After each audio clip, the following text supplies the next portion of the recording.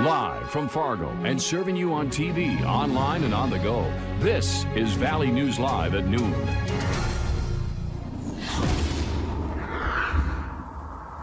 We start with a breaking news alert from the North Dakota Department of Health. They've confirmed the first community spread case of coronavirus in the state, meaning they don't know where the infection came from. The latest COVID-19 case is located in Morton County from a woman in her mid-30s. She has no history of travel and has not made contact with anyone else who has a confirmed case.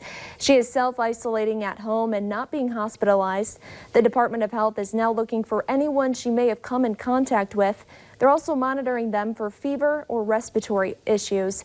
There are now 6 confirmed cases in the state of North Dakota. And we have another breaking news alert out of Minnesota, where the number of coronavirus cases continues to grow. Just before noon, we learned that the number of cases has climbed to 77, up from 60 just yesterday. The confirmed cases continue to cluster near the Twin Cities metro. Stay with us here at Valley News Live as we continue this breaking story. And some of us had wintry precipitation today, and some more snow might be on the way. Let's check in with meteorologist Justin Vanparelli with the latest.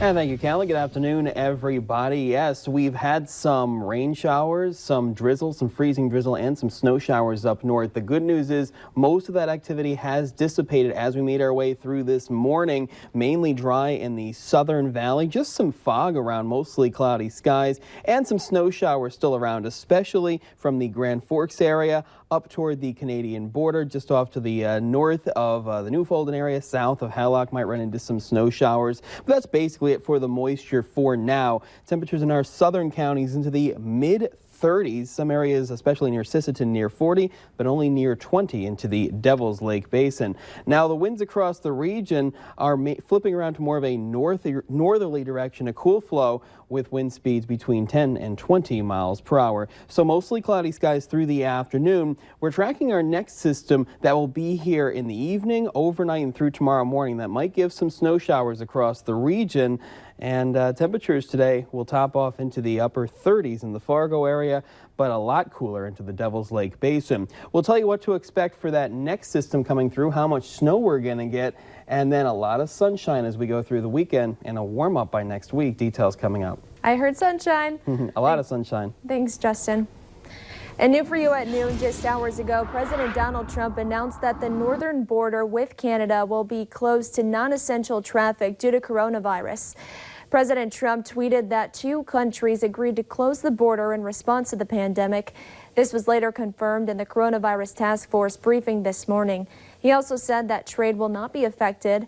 At this time, it is unclear when exactly the border will be closed. According to Johns Hopkins University, there are nearly 600 confirmed cases of COVID-19 in Canada. The United States has over 6,500. And former Vice President Joe Biden's victories in Florida, Illinois, and Arizona increased his delegate lead over Bernie Sanders in the Democratic presidential race. That is increasing pressure on Sanders to drop out of the race entirely.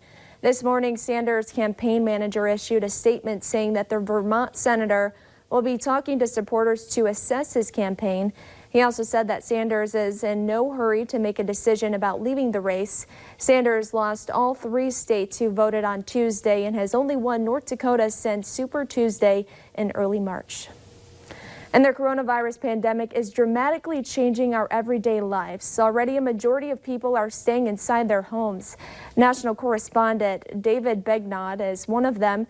He reached out to people across the country to see what their new normal is at home. My name is Jamichael Vicepo Ocasio. And I'm Kimberly McCullough. This couple from Nashville, Tennessee says they've been tracking COVID-19 since January.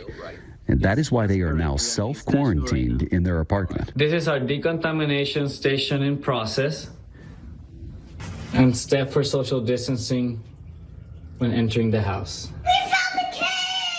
The Gonzalez family home in the Bronx of New York City is now a classroom for 4-year-old Ramses and his 13-year-old sister, Haley.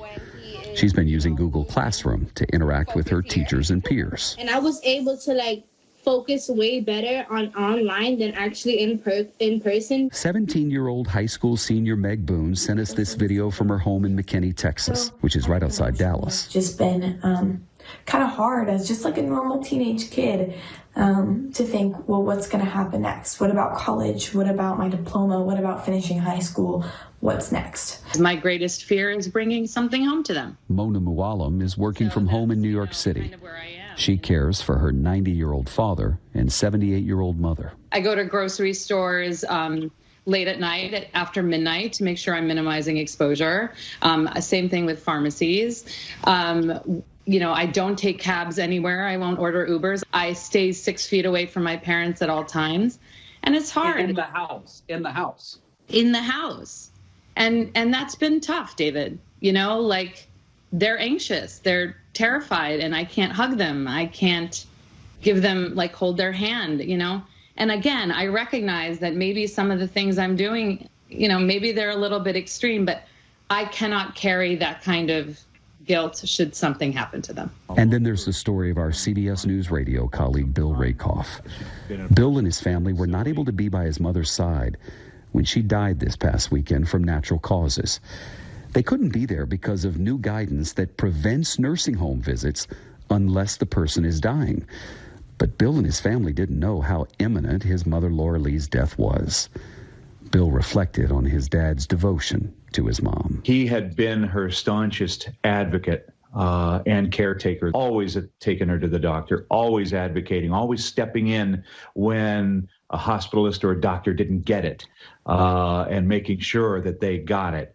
And ironically, on her last day of life, he couldn't be there. At the spread of this illness, you can head over to our website, valleynewslive.com, for a live coronavirus tracker. In our consumer alert this afternoon, around 67 million Americans think they will have trouble paying their bills due to coronavirus. Wallet Hub is out with an all-new coronavirus money survey.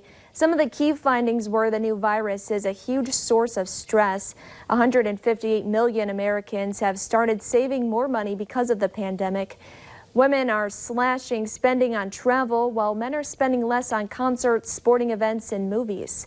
The survey found 94 million Americans have canceled or plan on canceling travel plans. And Lyft is exploring partnerships with the government and healthcare sector.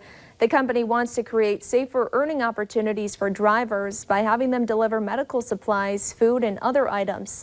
Lyft is also advocating for policy solutions in Washington, which could include federal stimulus for drivers and other workers. Both Lyft and Uber said they would suspend shared rides to help slow the spread of the virus. And coming up at noon, March is National Child Life Month, and child life specialists are here to give you helpful tips. But next, to plan your day.